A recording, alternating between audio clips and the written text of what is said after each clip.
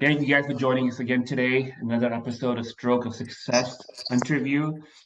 As y'all know, I started this channel recently, my YouTube channel, where I interview special people, special entrepreneurs, special individuals with special stories that have impacted me in multiple ways. And today's guest is someone very special, extremely special. And I'm gonna, without further ado, jump into it. Please welcome Mitch Feld, Rabbi Mitch Feld. Forgive me. Rabbi, Hi, please KB. welcome. How are How are you? you? I'm wonderful. Thank you Um, for the opportunity to spend some time with you and your oh, audience. thank you so much, Rabbi. Let's quickly. We met, I think, 5 to 6 years ago at a place where you were teaching. I was consulting, and we crossed paths. And I sat inside. I was working. I sat one of your lectures about you talking about healing yourself and a person forgiving themselves. And we crossed paths a few times after that, and you impacted my life. We got each other numbers. We could be in touch. You even helped one of my friends out years ago. You probably don't even remember that.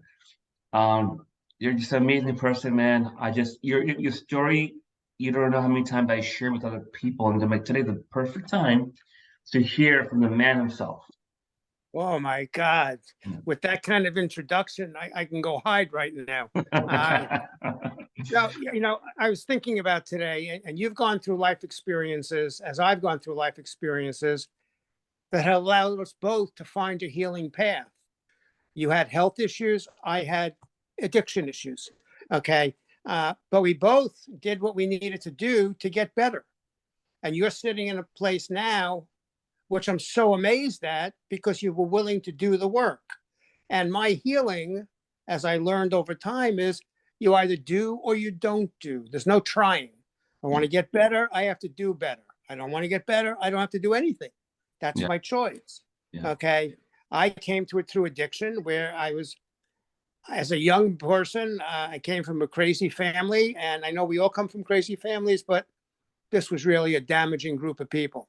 And I started to drink when I was 12 because it made me feel better. Mm, And then I drank more as I got a little bit older because it made me feel better. mm, And then booze wasn't enough. So somebody introduced me to marijuana going back to the 60s. Then they introduced me to hash. Then they introduced me to LSD. Then they introduced me to pills. And it just one after another.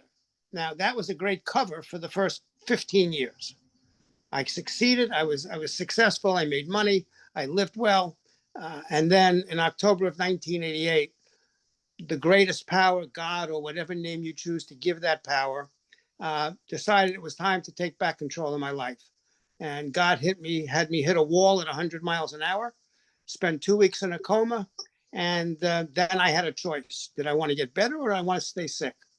And I don't know why. I see a lot of people over 35 years that don't get better, that don't want to get better, that aren't willing to do the work to get better. And they say recovery is a simple process for complex people. It's not a hard program, it's a simple program. It just requires me to do what I need, what everybody else is doing, if I want to have what everybody else has. So that's how I look at you, and you see me and look at me one way, and I see you, and I find inspiration. well, So that means a whoever's lot. out there that's listening to KB on a regular basis, know that you're plugged into a great guy. Oh, thank you. Appreciate Okay. that. I mean, Appreciate you. you really are. You're a Oh, compassionate man. oh, Okay. And that's what I've learned in recovery, is to look at others and see good things. sure. I spent a lot of years seeing negative things. Yeah. So I mean, I could talk indefinitely, KB. So why don't you ask me a few questions? So let's get started. So who was the first person who gave you drugs? Booze came first and then drugs. Okay. So you said 15 years. Well, let's see, 12 to 28 years. So 12, no, 12 to the the age of first 28. run, the first run. So at the age of 12, you took the first booze, right? Yes. And but 20 to 12 times 10 plus 10 is 22. So up to 22, still boozing and doing drugging. Yes. Awesome. Now understand, I'm a Jewish person. So in the Yeah. Jewish faith, when you make a blessing, you drink wine. When you're at a holy table on a holiday, you drink wine. So I learned at the Passover holiday, where there's a service for 2 nights and you're supposed to drink 4 cups of wine. That's what they command you to do. So at the age of 5 or 6, I'm starting to drink. Now it had seltzer in it, but I'm still starting to drink. And all of a sudden, inside me came this incredible feeling of wellness and capability and capacity that I didn't have when I didn't drink. So I look forward to holidays. I look forward to the Sabbath. I look forward to weddings. I look forward to bar mitzvahs. I look forward to christenings. I look forward to baptisms. There was going to be something to drink. I mean, I even got to the point where I was going to go and take communion. Okay, so I could get a sip out of the cup. Okay, I mean, it was just that my life was consumed with drinking and drugs. This is be clarified. Communion is for Christians, right? Just making sure. Some people may not know. That's why I kind of smirked there. I'm not being insensitive. I just found it so interesting. No, that's By the okay. way, I mean, you can laugh at this looking back now. It's no funny matter for those that don't know. And anyways, so Mitch, from alcohol, what was the first drug you tried? Marijuana, Okay. Second drug you tried. hashish, Okay. Third drug. pills, Okay. ropers, quaaludes, Percocets, Darvocets, anything, amphetamines, anything, and then Bigger, LSD. bigger. The only drug I never did was shoot heroin because I was a chicken to put a needle in my own. It wasn't that I didn't want to do heroin. I was not going to stick myself with a needle. But outside of that, cocaine, what can I tell you? I mean, it's nothing is enough. And that's what happened. At 1988, I had reached the point where I couldn't get drunk. I couldn't get high. There was no amount of alcohol or drugs that could get me over the top of whatever it was I was escaping from. Yes. And that just was, what do you do then? So in my case, I crashed into a wall at 100 miles an hour, spent 2 weeks in a coma. And as I said before, and I really believe that whatever God is, while I was in the coma, God said, okay, we've done it your way. So we're going to make like a Chinese menu. We have columns A and column B. And column A is your way. And we see how well you did because you're lying here in a coma. Okay, so I'm going to take column B and I'm going to put some willingness, some hope, some faith, some trust, some safety, some humor, some happiness, and we'll see how you do. Because I've now demonstrated to you, my dear friend, that I can snuff you out at a moment's notice. And the doctor said I was going to die. Doctor said if I didn't die, I was going to be in a wheelchair the rest of my life. I'm not. So whatever God is and whatever your conception of God is, decided that I deserved a second chance. And I look back on that, and I can only tell you when I woke up from the coma, I knew immediately my career was over, my home was gone, my car was gone, my money was gone, but I was okay. I'm lying there with tubes all over me, but I was okay. I had no idea what was coming next, but I knew it was better than what I was leaving behind. And I knew I was done. But because I'm an addict, and I'll share this with you, I get out of treatment. On the way home, I call my dealer and said, I want an 8-ball. He said to me, what are you, nuts? You just got out of rehab. I mean, you nearly died. I said, this is business, Ricky. Do you want to sell me or not sell me? I don't need a lecture from you. I went to treatment. Now I know how to use. And he said, well, okay, you want it, you got it. I went over and I bought the 8-ball, brought it home, looked at it, and flushed it down the toilet. Never stopped, never used it, never tasted it, and I've never looked back and never used anything since then. But I mean, I want you to hear the insanity that here I am, almost incapable of walking because of my accident, still needing major physical therapy to get better. But the compulsion, the mental compulsion, just still said, come on, your body's screaming out. It says, come on, Mitch, it's been a month, it's been 6 weeks. It's time, let's go, let's party. And I was about to. And then whatever power there is intervened, and I flushed it down the toilet and didn't care about the money and knew that I was then on my way. I was an addict. I was an alcoholic. They're one and the same because alcohol is a drug. So I don't get involved in the politics of 12-step fellowships. I don't care if it's food, sex, gambling. I walk into a room and there's 12 steps on the wall about powerlessness and unmanageability and hope. I'm in the right room. Doesn't have to be my drug of choice, but I'm in the right room. And that's what I was taught. I wasn't taught that AA is the only way, that NA is the only way. I was taught that the only way is the way I find to stay sober. That's the right way for me. It doesn't have to be your right way. It's a live and let live experience. That I do things that other people don't do. They do things that I don't do. Was at a meeting last night. A guy got up, celebrated 4 years, and said, "I don't go as many meetings anymore. I don't need them." And he doesn't. He's sober 4 years. He found a pathway for himself. Not the way I would do it. I need to be in the rooms a little bit more often than once a month or twice a month, but he doesn't. So God bless him. Why not? And I think for anybody out there that's struggling with whether or not you're an addict, stop doing whatever it is you think you're doing too much of and stay stopped for about 3 months. If you can do that one day at a time, honestly, for 3 months, you may not be. Yeah. My experience is that most of us cannot go 3 months without. Okay. Unless there's a large sum of money on the table that I can get if I stay clean for 3 months. Sure. Makes sense. Makes sense. I have a question for you. 2 questions. So one about the 90 days, and we'll go back a little bit. 1988 car crash. What city were you living in? I was living in Boca Raton in a palatial condo on the ocean at about 3,500 square feet facing the ocean. Drove a Porsche, Rolex watches. I was the man about town. I was in the newspaper every week. Everybody wanted a piece of Mr. Mitch, okay, except me. I mean, during the day, I was this bon vivant Renaissance man that everybody loved. And at night, I was out on the streets of Delray Beach looking for hookers and pimps, okay? I was living in Boca, and I was living large because I made a lot of money. I wasn't married. I didn't have any children. So the only person to take care of was Mr. Number One, okay? The self-centered, selfish person, that it was all about me, okay? And that all about me mentality has gotten me into trouble in relationships. I had to learn how to consider another person. I had to learn that I didn't have to be better than the other person. I had to learn that I had values and qualities that the other person just loved. Even though I didn't love them, they loved them. And I had to learn to love me as you loved me. That it wasn't just your perception that I had to deal with. It was my perception that I had to deal with. And no matter how many compliments I get, I remember all the years, and you say, "Oh yeah, but you don't understand. I didn't do this and I didn't do that. And KB did this and PJ did that and LBJ did that." And I used to give away all the credit. Today, I don't do that. Today, you say, "You did a great job." I say, "Thank you."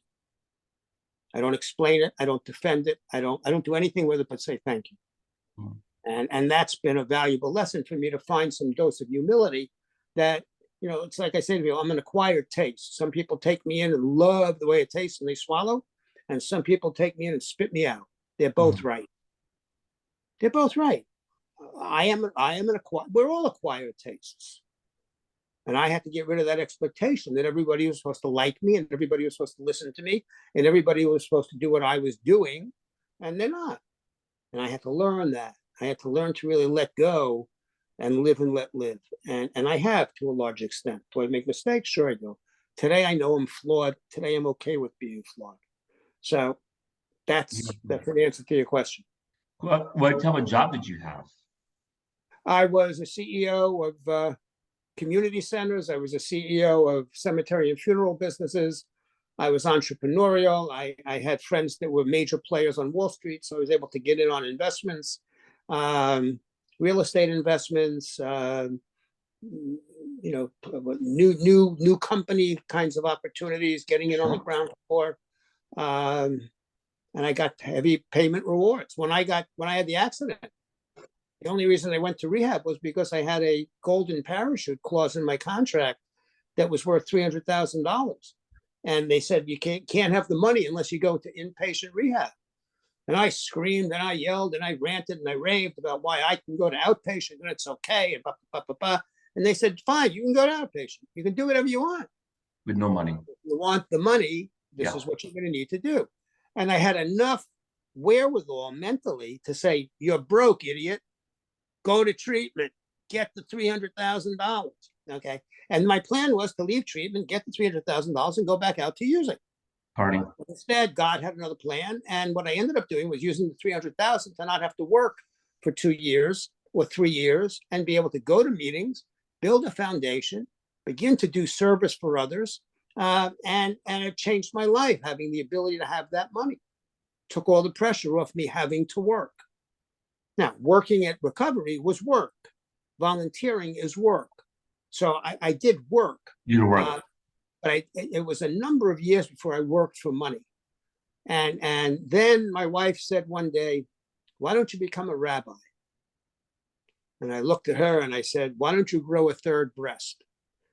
And she looked at me and said, I'm serious. I said, so am I. You grow a third breast and I'll become a rabbi. Okay. And she said, what are you missing in this? This is about you. This is not about being a rabbi. She said, you know how to do all this stuff. You do funerals and weddings for friends, Jewish, non-Jewish. You do birthday parties. You do speeches. You do whatever. As you age and you're going to stop working at what you're doing, it would be nice to have a stream of income, working less often, but getting paid nicely for what I do. Yeah. So I had to deal with the fact of two things. One, I had to accept the fact that God saw enough in me that I could be a rabbi. And I could carry a message of hope to people that were feeling hopeless. All right. And it was also, you'll have to forgive me, as I approach my 75th birthday, I lose my thoughts more quickly now than when I was your age. God bless you. I don't remember what I was going to say, so Yeah. let's move on. All right. So she said you become a rabbi, and okay. I became a rabbi, yes. And I found there was a group of rabbis in South Florida that were ordaining late to the party rabbis in later life. And I had a parochial education as a child. I had advanced knowledge. There are a lot of things I can do that most Jewish people can't. And I don't say that arrogantly. I say that with gratitude because I know how to participate in any synagogue in the world. Okay, whether it's in Spain, whether it's in Russia, whether it's in Israel, whether it's in Boca Raton, whether it's in Ohio, I can walk into a liberal, a moderately conservative, and an Orthodox synagogue, and I can do anything that needs to be done. And I was grateful for that. So I had to bring my recovery in to heal me enough to think I really could do this and do it sincerely. And I do. And now I'm at a point where I really don't work. I work very rarely. But if I get a call from a friend, I'm happy to do. I did a wedding in Palm Beach a week ago. It was great because it was a person who's been in my life for 25 years and I know his family. So it was not about working. It was about serving. And I think that's what the biggest change in my life was with recovery, that it was about the other person and doing for others rather than just doing for me. But my benefit was what I gave to you, I got back in seeing you succeed. You became more important to my success than I was. And I ran my businesses that way. That it was bottom-up management. Everybody knew that every person in that company had equal value to everybody else, including me. That if the person at the cemetery didn't mow the lawn properly, the guy selling the property wasn't going to make a sale because it looked lousy. So the guy making $500,000 a year in commission needed to really hone in on the guy making $15,000 a year in hourly wages, because without a pristine cemetery, he had no product. Yeah.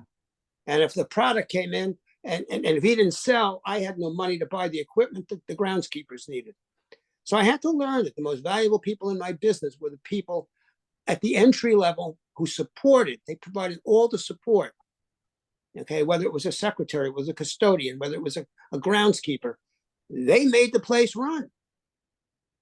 So, those were valuable lessons for me to give. That's amazing.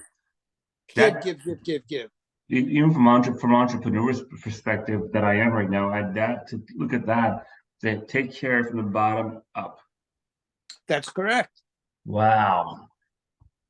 But I used to say that because I had to, when I went into the cemetery business, they had a top-down management culture. And that's not the way I work. I don't want to make your decisions for you. I want you to feel confident that you can make a decision without having impunity. That if you make a mistake, you make a mistake. I used to say to people, you can't write a check I'm the only one that can write and sign a check. So there's no decision you're going to make that's going to bankrupt the company. And I want you to learn that you can make a decision, make a bad decision, and learn from it and make a better decision the next time, but that you're not going to get fired because you made a bad decision. Okay. And people didn't trust that at first.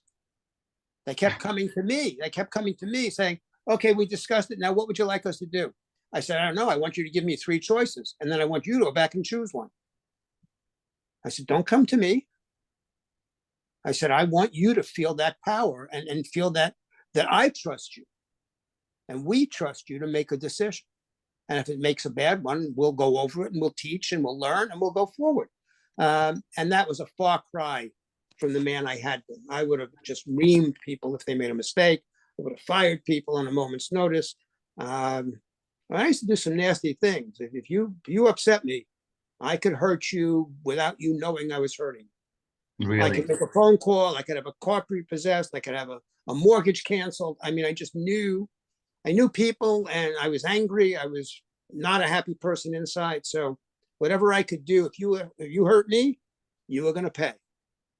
And whether I did it that way or I did it with my tongue, which is, because you've heard me, I can slice and dice as well as a chop-o-matic. So if you're out there and you're dialing 800 numbers a night, call me and I'll give you the same benefit.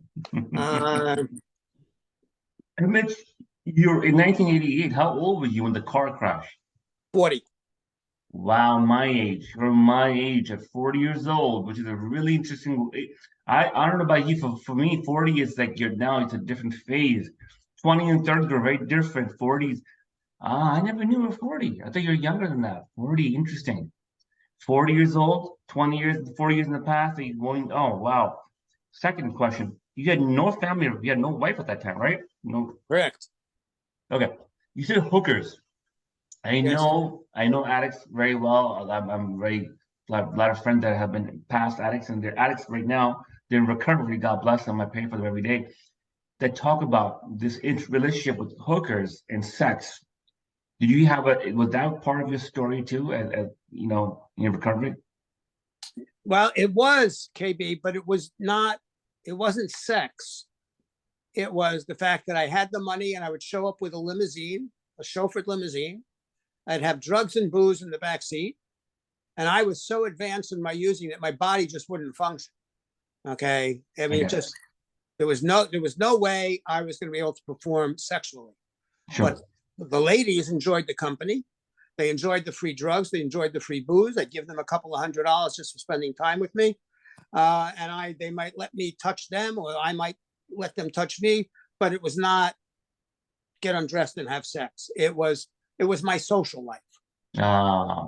I had no social life. Okay. I had no friends in Florida because when I moved here, I didn't know anybody. And I didn't think it was a good idea to go to a member of my board and say, hey, can you give me a half a pound of cocaine? I didn't think that would be a good job retention behavior. Yeah. I might just get fired. Okay. Which I ended up getting, but I didn't have to ask for it. Yeah. So the hookers, I'll tell you a funny story. I get sober. It's about 2 years. Hold on. Yeah, Lost take me. it down. There I am. Okay. Yeah. I'm too old for this technology. But I was out with a friend in Delray Beach one day. We were going to have lunch. We pull up to a stop sign, and 2 women are standing there, and they clearly were ladies of the evening. And they looked at me and they said, Phil, how you doing? Because I used to use the name Phil on the streets. And I said, I'm doing great. They said, where you been? We missed you. I said, thank you, ladies. Have a good day. Goodbye and good luck. And I realized then that my past will show up when it shows up. And there's nothing I can do about that. And from the first day, I've been an open book about my recovery. I was so grateful to finally have a place that I could go and not have to explain myself. So. That I could go in and talk about my darkest and deepest fears. I could talk about trauma. I could talk about molestation. I could talk about whatever I needed to talk about because I wasn't there to get your approval. I was there to get your support. I was there to receive your love. I was there to begin the process of healing. And that to me, that's the greatest gift I've gotten is the fellowship of recovery. Again, regardless of the drug.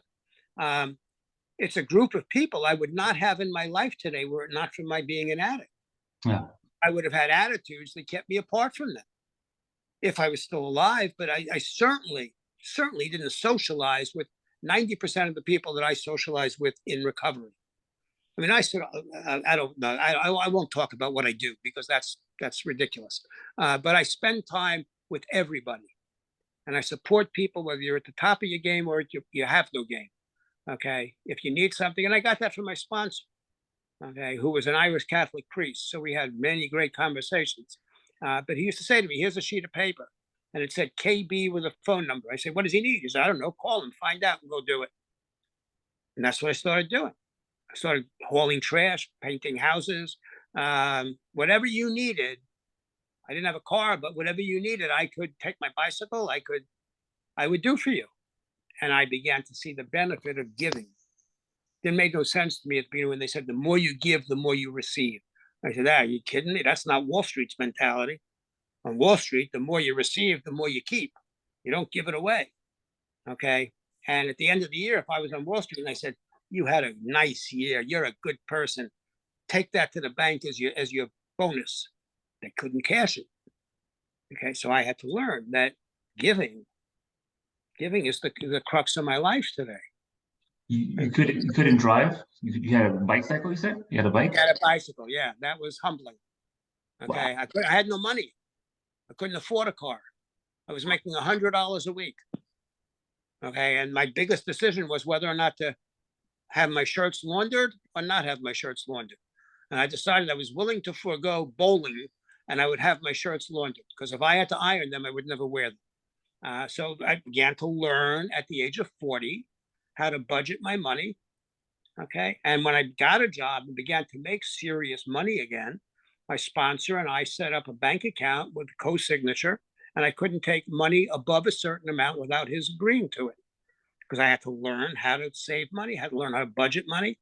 And that was, again, I mean, these are things that I would have never considered needing or doing were it not for my being in a place that suggested it might be a good idea. And that's the key to this. It's a suggestion. Nobody tells you what to do. But you watch. I mean, when I would call my sponsor with a question, he would say, did you go to a meeting and talk about it? I said, I'm talking to you. He said, I don't want you talking to me. I want you in a meeting hearing other people's experience. And after you do that, you can talk to me and tell me what you learned. I mean, he was very military in that sense, which was perfect for me. I needed to be held accountable to myself because he was not going to hold me accountable. He didn't care whether I got sober or not. He didn't care whether anything, he didn't care. He said, nothing you do will affect my life. It'll affect your life. And if you're okay with it, why would I want to interfere? Yeah. Nobody had ever treated me that way before. Nobody had enough respect for me to let me be who I needed to be. Sure. Everybody always had expectations for who I should be and what I should do. And if you only do this, you get better. If you only do this, when I crashed that car and I came out of the coma and I spent a few days with my parents, they said to me, all I need to do is find a nice Jewish girl and get married and everything would be okay. And I looked at them and I said, are you kidding me? Time for me to get out of your house. This is not a good place for me to be. And that's when I went to rehab. Wow. Because it clearly was not the best thing for me to do, to get married. Okay, the best thing for me to do was get sober. Sure. So if you're out there and you're not sure whether or not you're an addict, you can go to any meeting of any fellowship, just sit in the back of the room. You're not required to say your name. You're not required to say anything. You just be there and just listen. Try another meeting and just listen and see if anything resonates. And if it does, go a second time or a third time or a fourth time. See what begins to happen. If after a period of time, nothing's changing and you're happy and you're okay, don't come back. But know that you always can come back. That's the key. That's the beauty of this, that if you relapse, you're the only one that feels the shame. Because all of us, well, not all of us, but most of us have relapsed. And you come back and everybody says, welcome home. Great to have you here. Okay, start all over again. Get back on the saddle and do it. I've been blessed that I never have relapsed. Okay, and I can't imagine relapsing because if I go out, I'm going out for the whole enchilada. I'm not going out to have a sip of a beer. I'm going out to get blasted, wasted, hotel rooms, seedy pornography. I'm going back into the lifestyle. There's no way, there's no polite way for this addict to use or to sip a glass of wine. Looks good in movies.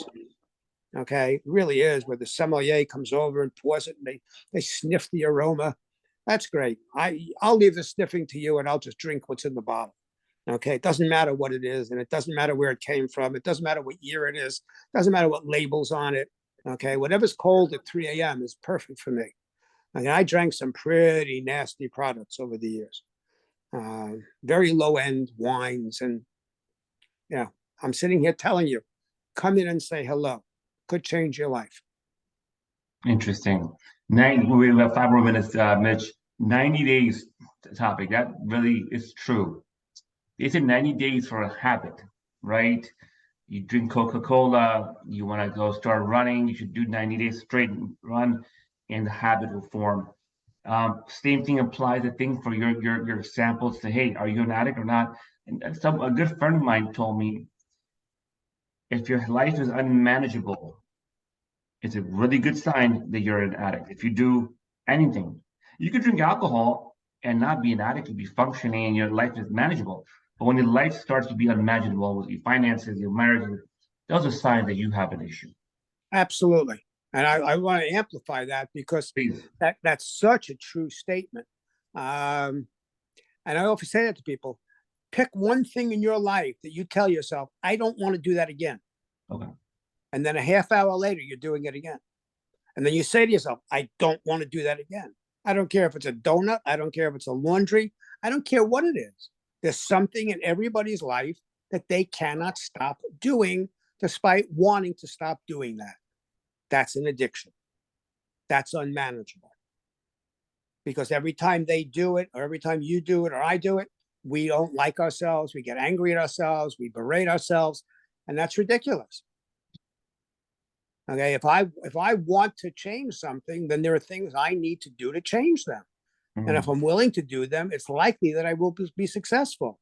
If I'm not willing to do them, it's likely I'll be unsuccessful. This is not rocket science.